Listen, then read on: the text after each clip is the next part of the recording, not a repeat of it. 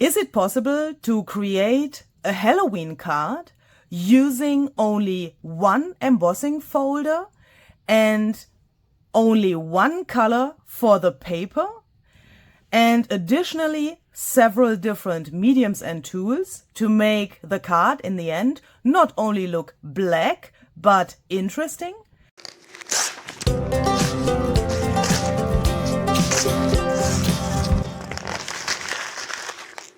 Hi there, this is Luise Heinzel. Thank you very much for joining me today.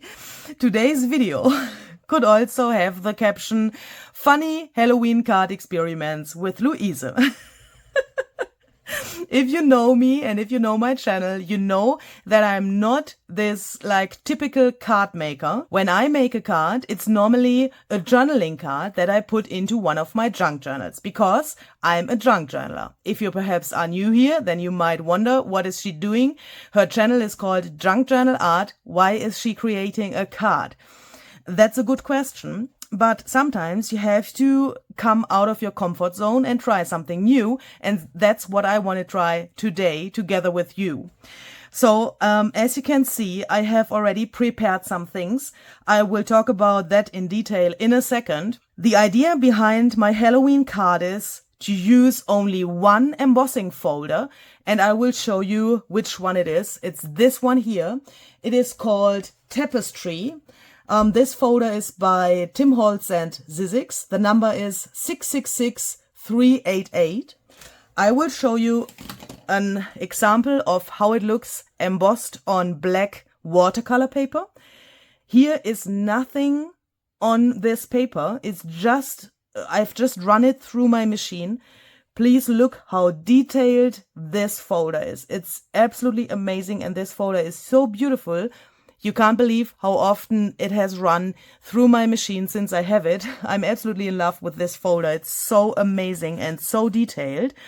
And remember, this is only black watercolor paper. Yeah, you can do so many things with this folder, but even just in black, it looks so beautiful that I came to the idea to use this folder and make a Halloween card with only this folder and only black, but additionally some wet mediums and some things that can make the card really interesting in the end, even if it's made out of one and the same embossing folder or one and the same embossed paper, let's say it like that.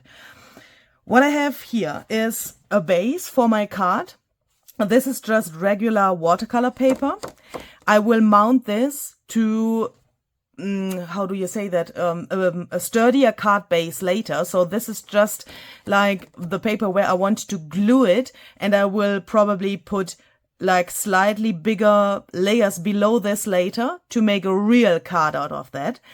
But this is 6 by 6 inch. And then I have cut several smaller squares. All of these are 1.5 by 1.5 inch. So that I am able to put 4 by 4 squares to my 6 by 6 inch base here.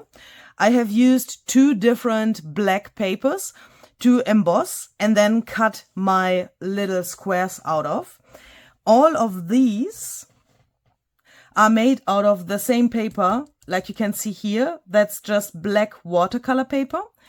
And these here are made out of craft stock black. I will talk about the special features of this paper in a second, but let's go from left to right and I will tell you what I have done here and what this is and why I have done it. These three are, of course, the paper is embossed. Yeah, you can't see it here anymore so well, and here you really can't see it, but as I said, it's like an experiment. I've put some Distress Texture Paste Translucent to all of these, but in different ways, as you can guess. For this one, I've edited it really, really, really thin with the help of such a tool.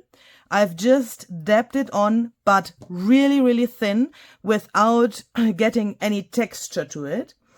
It's not that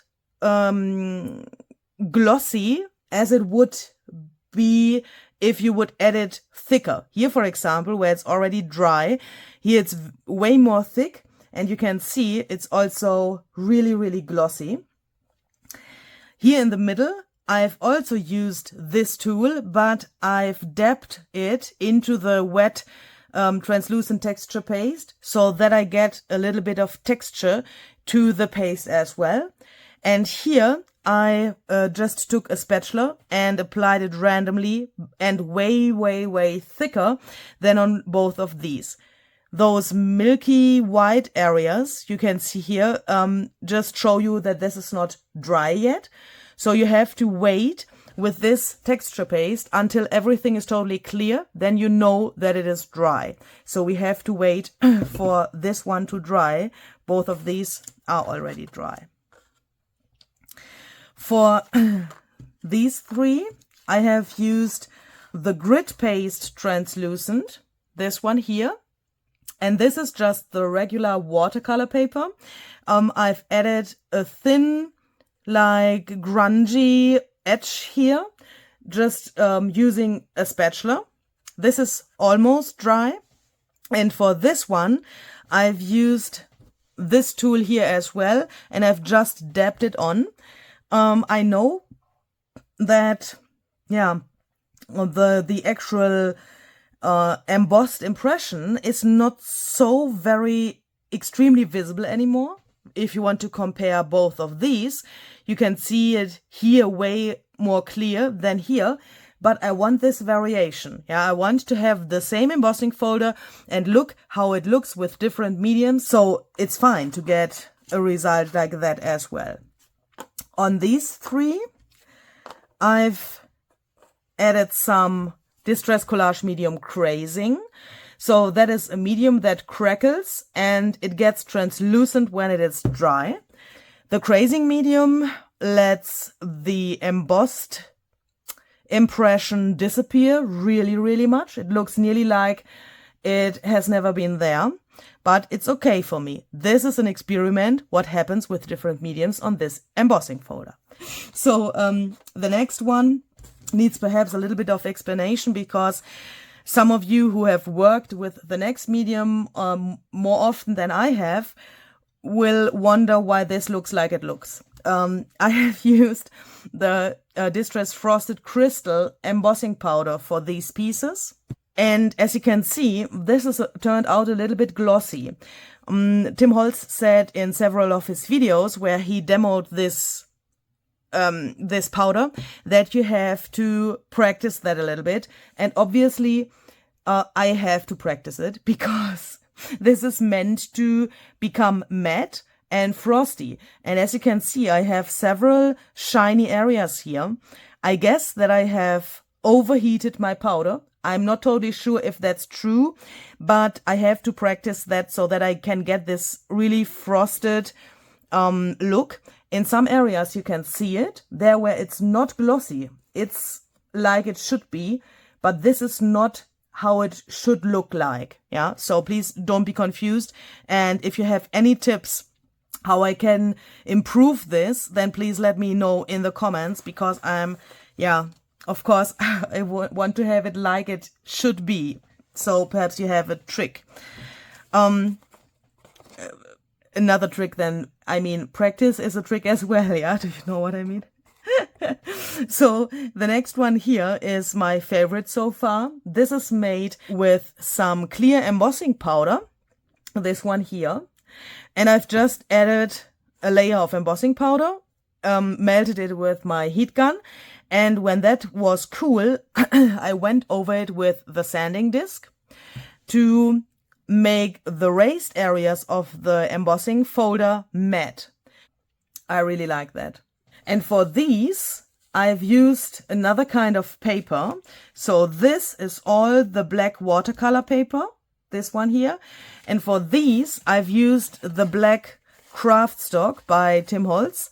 And you can see it's magic. This paper is just magic, and it's so fun to work with this craft stock. This is just embossed with the folder, then cut into squares, and then I've used the sanding disc to go over it and sand the black off.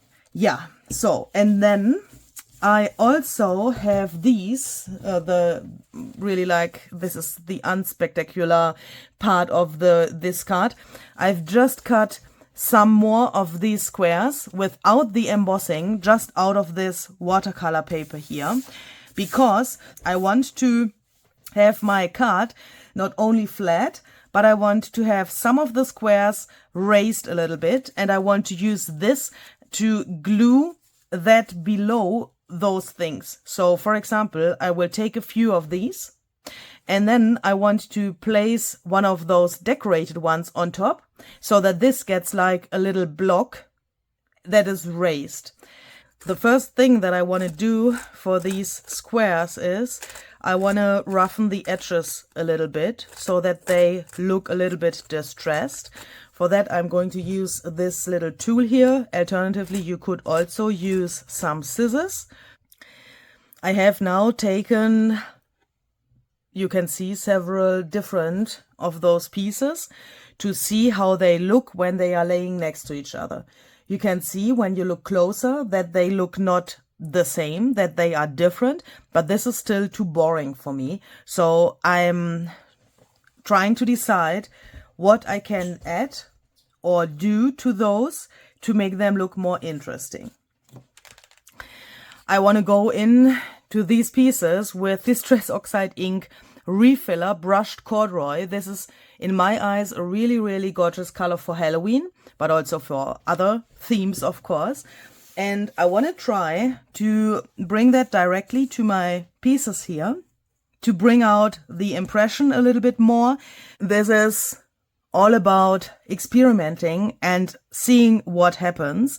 And I already really like this experiment because we can compare this with the other results, and we can directly see what happens here and if we like it or not, and if we want to do it for another project or not. And I really like that. So I will put this here directly to the edge, and I will start here, and then I will take some water to let this run in here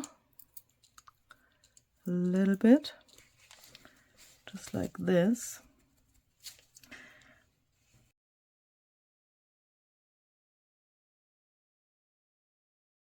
I have the feeling that we can't bring back the impression of the embossing folder because the powder is like sitting on the impression and we can't get it back so well. But I really like this effect, and I like those colors that are already coming through here from the oxidation. So let's go on with those pieces that have the Distress Collage medium crazing. And for these, I want to use a crayon to bring out the crackles more. In this case, I'm going to use Picket Fence Distress Crayon.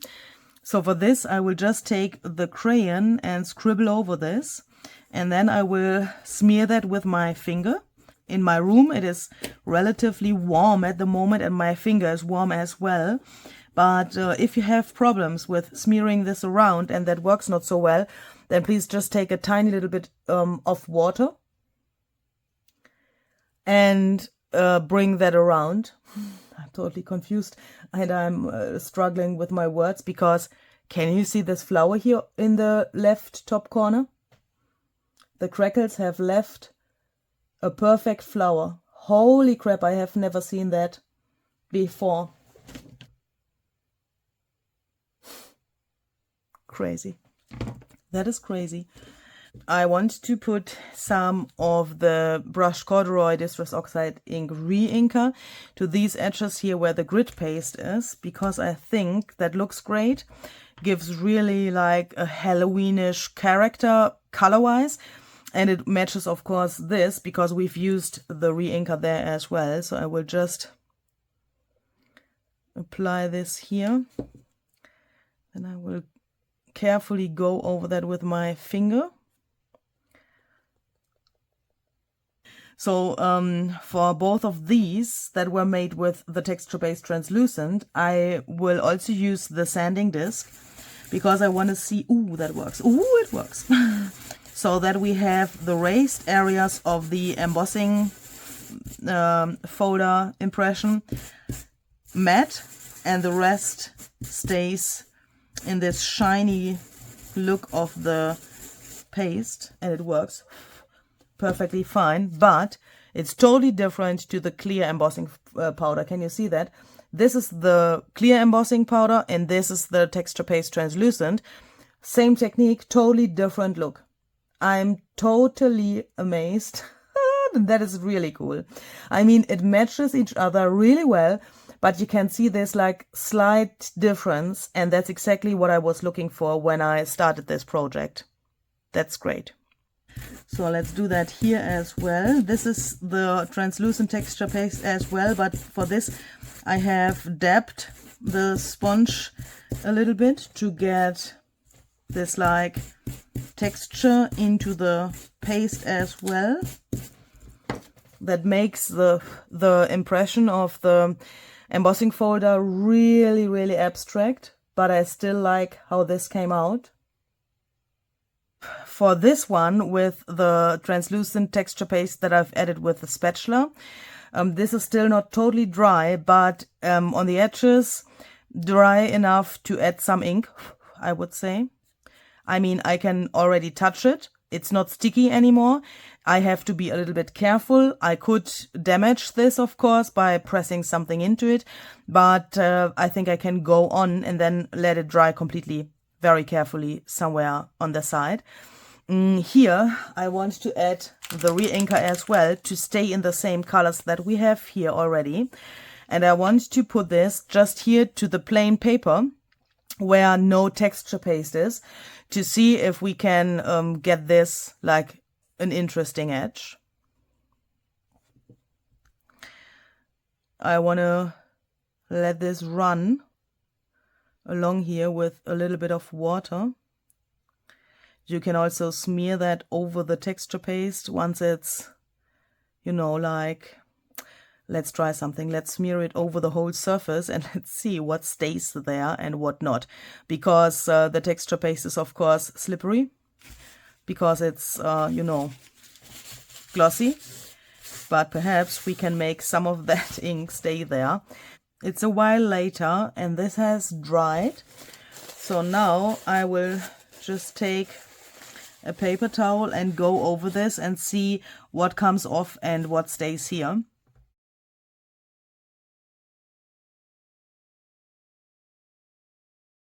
As expected, the most of it will rub off, but some will stay here.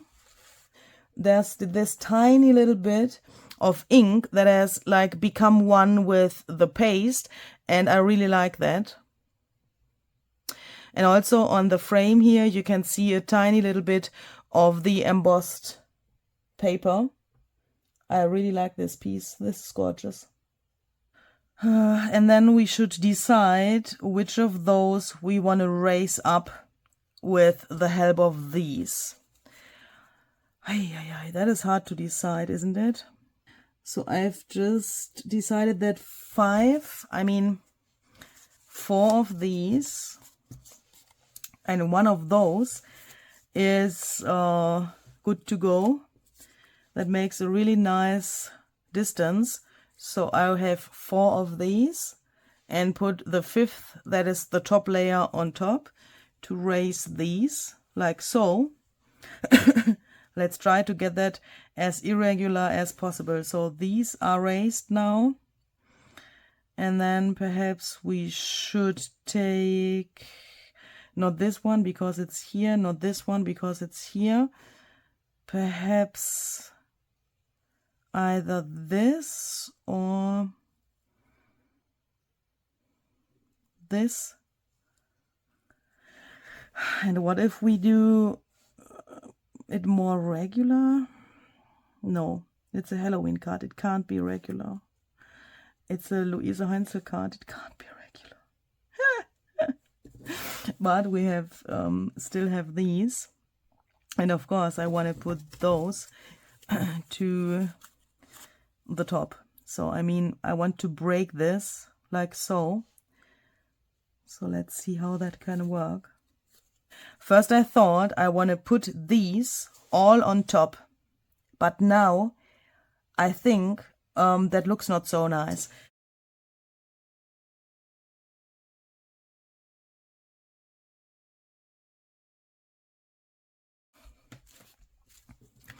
Okay, so here we go.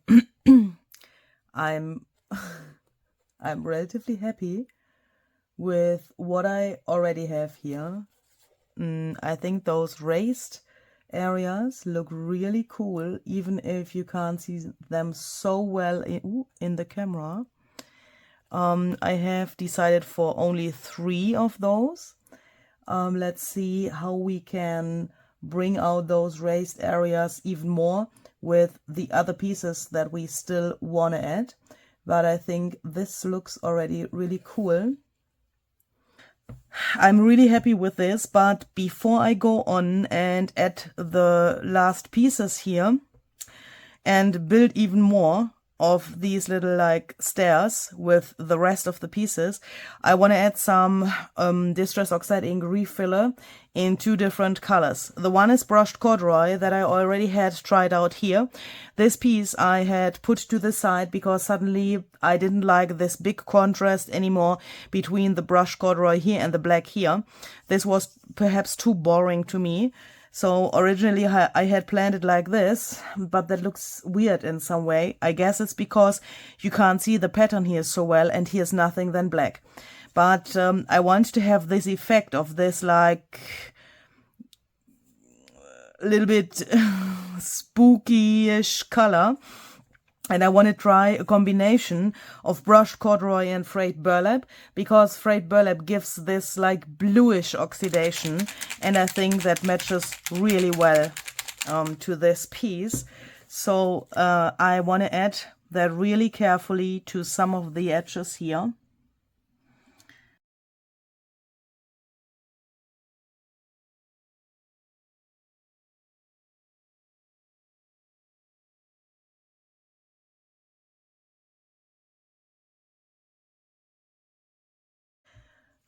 I'm thinking about these. I thought I really like this grid paste frame around. I'm just trying to imagine how it would look if these would have something like such a frame as well.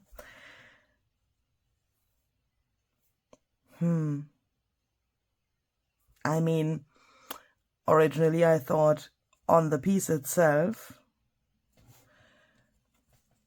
and I've just put this below to try to imagine how that would look. I can't bring it totally into the corner because the paste is there, but perhaps I can imagine how it would look if this was on the piece itself. But I also like this black frame around. That looks not so bad.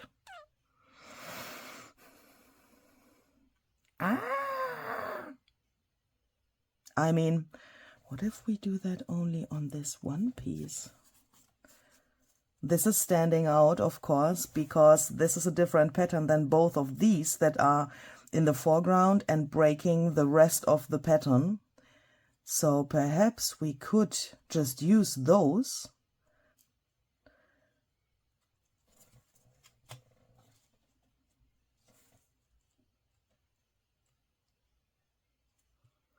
And do something like this.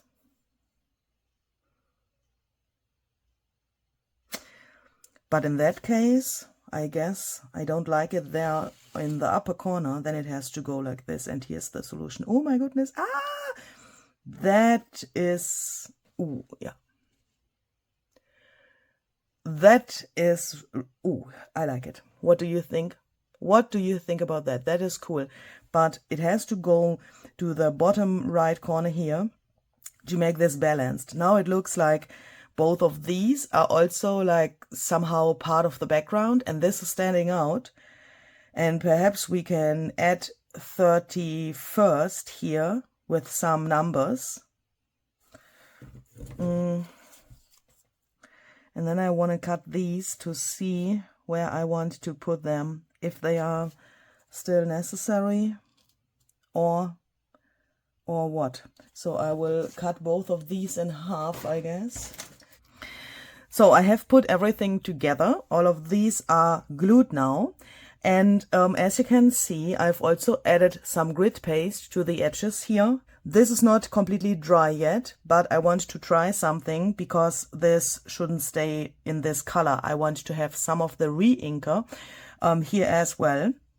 So I want to mount this to a base now, and then I'm a little bit afraid, dripping some ink to the grit paste and then let that dry so that the ink also goes a tiny bit to the base that I want to glue down below here. So for this I have used some watercolor paper, and I've just added some oxide ink refiller, brushed corduroy and frayed burlap, exactly the same colors that we've used for the card itself as well.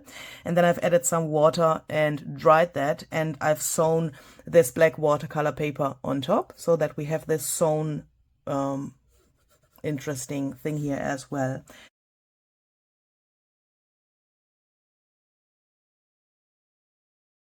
Okay, so that should work. And then I'm going to take the refillers. So I want to carefully put this here to the frame. I will take a paintbrush with some water to bring this around a little bit, but I also want to let this drip down to the black layer of the card. I will not do much because I think this will do its thing by its own. I just want to make sure that it's not too much, just a tiny little bit that drops down there. So this is nearly completely dry. I just can see that there's a little wet area, but the rest is dry, and the grit paste is also hard. And this area here turned out exactly like I wanted it. I really love that it shows up so well here on the black frame. I really like those imperfect areas. And now I thought I want to add these numbers here so that we get 31 here, so that it is obviously a Halloween card. But at the same time, I think I want to add some splatters, and I'm thinking about either white or gold, or white and gold. That's a really hard decision, but since we have a lot of white here with these crayon areas here, it would make sense perhaps to start with white and then decide if we want to add some gold as well. I think I will do that. So I'm going to take this is just white acrylic paint mixed with some water so that I can splatter it.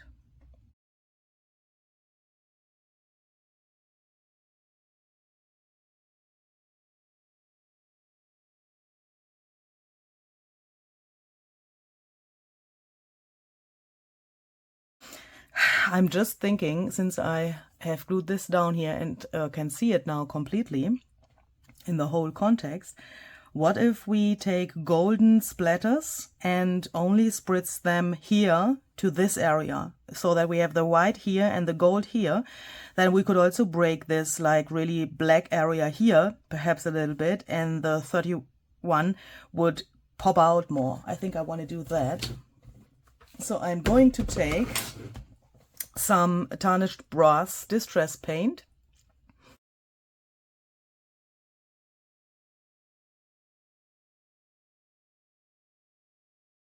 I'm really happy with how this came out. The gold makes it warmer, I think. I will just cut a piece of watercolor paper, which is a little bit bigger than the outer frame. And then I will paint that with the same golden color that I've just used and just put a frame around here. Okay, so here we go. I ended up doing a really wonky running stitch around here. I did some zigzag stitching on the golden paper as well, just by going back and forth in a really irregular way, so that you can also see those like darker areas where the thread is doubled. The last thing that I want to do is I want to take some ground espresso archival ink and go around the edges here so that the edge of the outer frame looks a little bit distressed as well. Perhaps I should use this thing and roughen the edges a little bit, or perhaps this time I use my scissors to make sure that it gets really rough.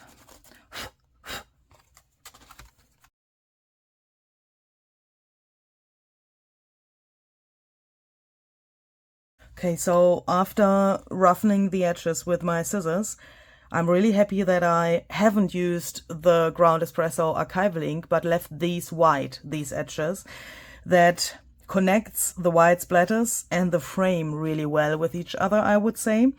I really like that. Instead of having a dark frame, having this lighter frame, I think that matches really, really well. And I'm thinking, when I now look to the card, that those raised pieces are like one with the rest. I mean, it shall look like a whole card, of course, but I'm just thinking if I can add a tiny little bit of gold here and there to the edges to bring out those squares and rectangles a little bit more, which are raised, so that you can see on the first glance that this has several different layers, and that some of those things are really thick. I mean, you can see it here, but you can't really see it when the card is in front of you like this. So I want to try that with some gilding wax now.